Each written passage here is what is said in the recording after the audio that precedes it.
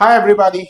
My name is Pankaj, and I welcome you all to this very important session, which is on vocabulary for CLAT preparation. Right now, बहुत सारे लोग ये सोचते हैं कि क्या vocabulary CLAT preparation के लिए important है, and direct questions तो आते नहीं हैं, तो फिर vocabulary important क्यों है?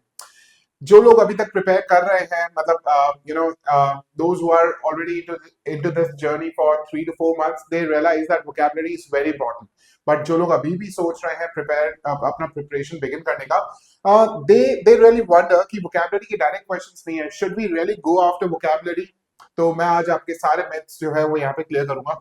सो देखिए, टाइटल जो है वो आपको बोल रहा है why vocabulary matters. So basically आप समझ ही चुके होंगे कि वोकैबुलरी मैटर तो करती है, बट क्योंकि इसमें डायरेक्ट क्वेश्चंस नहीं आते, so we need to identify कि कैसे वोकैबुलरी इंपॉर्टेंट है. तो yes, vocabulary is important, but in a very specific way. See, there are no direct questions except for those questions which you see in the form of RC questions, right? जहां पे contextual meaning जो है वो आपसे पूछा जाता है. मैंने उसके भी कुछ examples यहाँ पे रखे हुए हैं. But apart from that, CLAT does not test you directly on vocabulary as other exams do. So वहां पे हमें करना क्या होता है? ALET, CLAT, ये दोनों लगभग लगभग सेम चलते हैं. You get questions in the form of reading comprehension only. And vocab का कोई क्वेश्चन होगा तो contextual vocab का ही क्वेश्चन होगा कि भाई इस वर्ड का contextual मीनिंग क्या होगा, not dictionary meaning but contextual meaning क्या होगा. तो देखते हैं. Since it's a reading comprehension based exam, understanding passages very heavily depend on good vocabulary. So if you have good vocabulary, your understanding would be better as compared to those who don't have good vocabulary or good command on vocabulary, right? And it supports your understanding and clarity. It is not about showmanship or impressing examiners. It's all about impact on your comprehension. It helps with tone recognition as well, क्योंकि जो tones के जो words होते हैं, for example, मैं एक tone का आपको example दे देता हूँ, acerbic. Now, unless you know the meaning of it, आप टोन को जो है करेक्टली डिस्क्राइब नहीं कर सकते. और इवन इफ यू अंडरस्टैंड, आप इसको रिलेट कैसे करोगे कि यही वाली टोन जो है वो यहाँ पे वर्क कर रही है. सो जो नुआंसेस होते हैं, फॉर एग्जांपल अगर मैं बोलूं critical, so critical is when you find faults, but dismissive. Now dismissive is harsher form of the previous word. Dismissive is ridiculing someone, right? So यहाँ पे अगर वो nuances आपको समझ में आ जाएंगे तो टोन को आप अच्छे से आइडेंटिफाई कर पाएंगे, right? So basically vocabulary जो है वो nuances को भी, आपके comprehension में जो nuances छुपे रहते हैं उनको भी समझने में हेल्प करती है. It's not about memorising hundreds of random words और building a thesaurus in your head. It's all about working on those most important words. इसलिए हम लोग भी जब स्टूडेंट्स को बोलते हैं कि you have to work on, if you have to work on vocabulary, go for the high frequency words. And high frequency words का भी सम स्टूडेंट्स से कि सर आप ही हमें हाई फ्रीक्वेंसी वर्ड्स का कोई हैंड आउट दे दो. ऑफ कोर्स 100-200 वर्ड्स का हाई फ्रीक्वेंसी वर्ड्स का हैंडआउट है हमारे पास, but at the same time high frequency words भी इस लिस्ट में जो वर्ड्स हैं वहां तक लिमिटेड नहीं है. व्हाई? न्यूज़पेपर में जो आप एडिटोरियल्स पढ़ते हो, आप अगर उनको ध्यान से समझोगे, ध्यान से पढ़ोगे, तो आपको दिखेगा कि कुछ वर्ड्स जो है फ्रीक्वेंटली रिपीट हो रहे हैं. एंड जो क्वांटम है ऐसे वर्ड्स का वो 200 से ज्यादा ही है, राइट? सो बेसिकली देखिए, जब मैं बोल रहा हूं कि वोकैबुलरी का प्रिपरेशन होना चाहिए, तो इट डज नॉट मीन कि आपको एक्स्ट्राऑर्डिनरली ब्रिलियंट होना है वोकैबुलरी में. It's just that exam usefulness, exam में जितनी यूजफुल है वोकैबुलरी, उतनी वोकैबुलरी आपकी अच्छी है क्या? अगर यस, तो you are good to go, right? So vocabulary कहां कहां पे काम आती है? देखिए, इंग्लिश के रीडिंग कॉम्प्रिहेंशन में, है ना, क्योंकि पैसेजेस हैं तो वोकैबुलरी अच्छी होनी चाहिए, क्योंकि हमें कॉम्प्रिहेंड करना होता है. मोर ओवर, जिस तरीके के पैसेजेस इन दिनों हमें क्लैट में देखने को मिल रहे हैं, they are excerpts from novel literature, जो फिक्शनल नॉन फिक्शनल दोनों ही तरीके का लिटरेचर आपको देखने को मिल रहा है. Apart from that, the Hindu से कोई एडिटोरियल ले लिया गया. सो अगर हम लोग सोर्सेज देखें तो काफी अच्छे अच्छे सोर्सेज से पैसेजेस उठा के आपको दिए जाते हैं. तो ऑब्वियसली अच्छे सोर्सेज को क्यों माने जाते हैं? क्योंकि वोकैबुलरी वहां पे अच्छी होती है. लीगल रीजनिंग में जो है vocabulary again plays a very important role. बहुत बार ऐसा होता है कि आपको किसी वर्ड का मीनिंग नहीं पता, आप उसको पढ़ तो रहे हो, लेकिन जब आगे जा रहे हो तो पीछे का भूल गए. And you know the reason why आप पीछे का भूल गए, क्योंकि आपको एक्चुअली में उसका मीनिंग समझ में ही नहीं आया था। अगर समझ में आ जाता तो you should have been able to connect the dots and आगे आगे वाला जो आप पढ़ रहे हो और पीछे वाला पार्ट जो है उसको आप इंटैक्ट रख पाते, नहीं रख पाए वोकैबुलरी की वजह से ही। प्लस जीके में एडिटोरियल रीडिंग में भी वोकैबुलरी जो है काफी काम आती है। सो बेसिकली डायरेक्ट एप्लीकेशन नहीं है, बट इनडायरेक्ट एप्लीकेशन बहुत है in terms of comprehension, in terms of retention of ideas, right. आगे देखते हैं। So how vocabulary gets tested in CLAT, मैंने आपको बताया था डायरेक्ट मीनिंग तो नहीं आता, कंटेक्सचुअल मीनिंग आपके पास जरूर आता है, राइट। एंड उसके अलावा टोन और एटीट्यूड के फॉर्म में जो क्वेश्चंस आपके सामने आते हैं वहां पर भी ये वर्ड्स टेस्ट होते हैं। सो बेसिकली ये कुछ तरीके हैं जहां पे वोकैबुलरी आपकी टेस्ट होती है।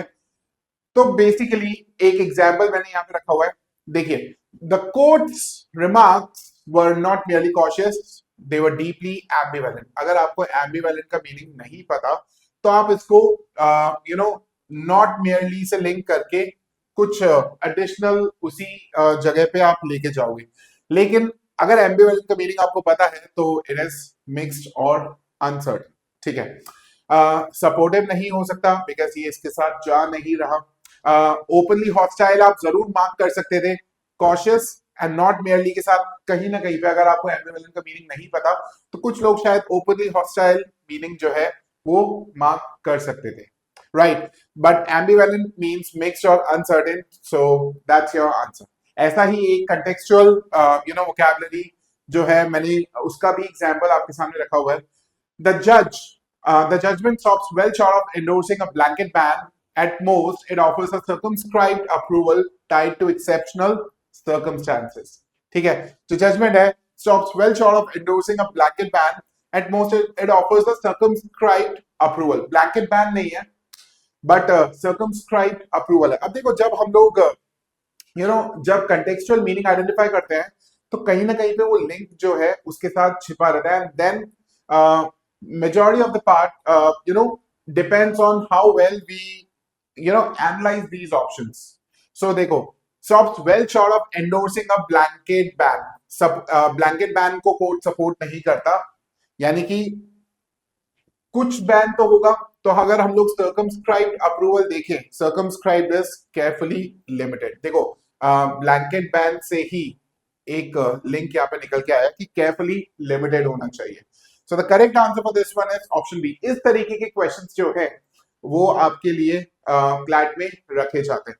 नाउ अगर कहीं ना कहीं पे आपको सर्कमस्क्राइब का मीनिंग पता होता, circumscribe is to circumscribe someone is to limit someone, तो आप उससे भी बड़ी जल्दी इसको लिंक कर पाते हैं एंड आप इस क्वेश्चन को थोड़ा सा जल्दी सॉल्व कर पाते हैं। That is how vocabulary gives you the advantage, right. So यहाँ पे जो करेक्ट आंसर है that's option B. Tone words में जैसे, अब देखो, ये सारे के सारे आपको एक ही थीम पे कुछ वर्ड्स दिखाई देंगे। स्केप्टिकल हो गया, कॉशियस हो गया। सो स्केप्टिकल इज डाउटफुल, डाउटिंग और questioning.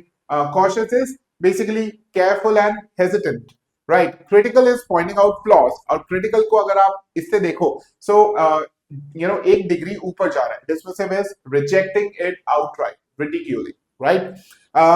Tentative, qualified, not fully decided. Qualified is you approve it with some conditions, right? So basically आप अगर देखो तो एक पर्टिकुलर थीम में जाते हुए कुछ ऐसे वर्ड्स हैं, लेकिन इनके मीनिंग्स जो हैं वो थोड़े थोड़े डिफर होते जाते हैं। So you need to understand those nuances.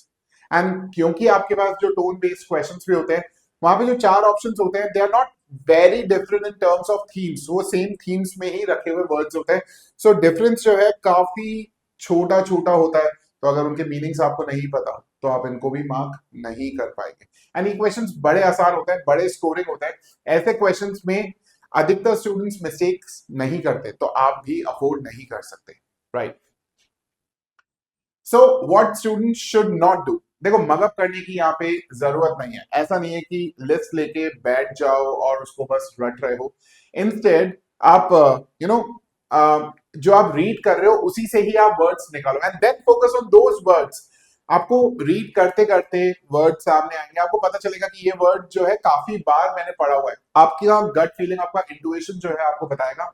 And mark those words, उन वर्ड्स के ऊपर आपका स्पेशल फोकस होना चाहिए। बहुत सारे लोग बोलते हैं कि लिस्ट लेके बैठ जाओ, it is not about that. मैं आपको कभी भी नहीं बोल रहा that you have to be brilliant in vocabulary. Functional vocabulary आपकी अच्छी होनी चाहिए, बिकॉज आपको एग्जाम सॉल्व करना है, आपको कोई क्विज में नहीं जाना, ठीक है। सो बेसिकली फंक्शनल वोकैबुलरी अच्छी हो, आरसी को आप आराम से सॉल्व कर पाओ, इतनी तो वोकैबुलरी प्रिपेयर होनी चाहिए। So no mugging up huge word lists mechanically, chase obscure words with little exam relevance, ये भी नहीं करना। You don't have to chase those words जहां पे exam relevance नहीं है। मैंने आपको बोला important words पे ध्यान दो। Treat vocabulary as separate from reading practice, नहीं, वोकैबुलरी को अलग से आपको इंपॉर्टेंस नहीं देनी है। आप रीड कर रहे हो, वर्ड्स आपके सामने आ रहे हैं, मेंटेन अ स्मॉल नोटबुक, वहां पे उन वर्ड्स को लिखो and keep reading those words again and again. Sometimes you will feel अरे मैं वापस वर्ड भूल गया, मीनिंग इसका भूल गया, that is absolutely okay.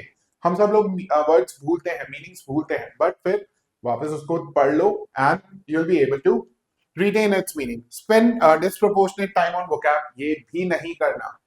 Please be very careful. ऐसा नहीं है कि you spend disproportional time on vocab, right. Functional vocabulary हमें डेवलप करनी है। And the right way to build CLAT vocabulary, learn words through reading, ये सबसे इंपॉर्टेंट है। Maintain a small vocabulary notebook, revise limited but useful words and focus on relevant sources, use roots. Word power made easy एक ऐसी book है जो काफी helpful है। क्यों? क्योंकि ये कुछ ऐसे वर्ड्स का मीनिंग भी आपको जानने में हेल्प करती है जिसका मीनिंग शायद आपने पहले कभी नहीं पढ़ा। सो if I talk about circumscribe, the word that we discussed previously, circum means around, scribe comes from scribo, which is to write. So अगर हम लोग देखें तो इन दोनों रूट्स के मीनिंग से ही, इन दोनों रूट्स के हेल्प से ही हम वर्ड का मीनिंग भी आइडेंटिफाई कर सकते हैं। To write around someone, that means to limit someone. Circumspect, specto means to look, circumspect is to look around, means you have to be a little cautious, you have to look, you have to keep looking around yourself, you have to be a little cautious.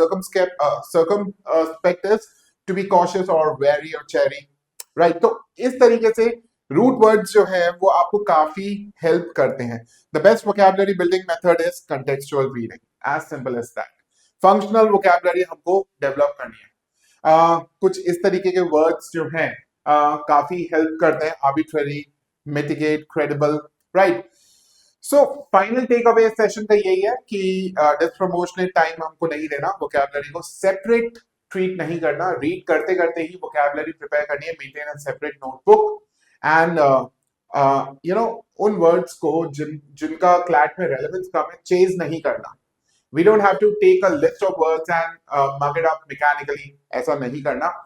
Maintain a notebook, find out important words yourself and keep a tab on those words.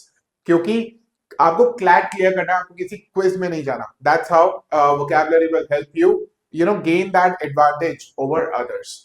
So I hope you enjoyed the session today. कैसा लगा? Do let me know in the comments box. मेरी तरफ से इतना ही। You all have a wonderful evening.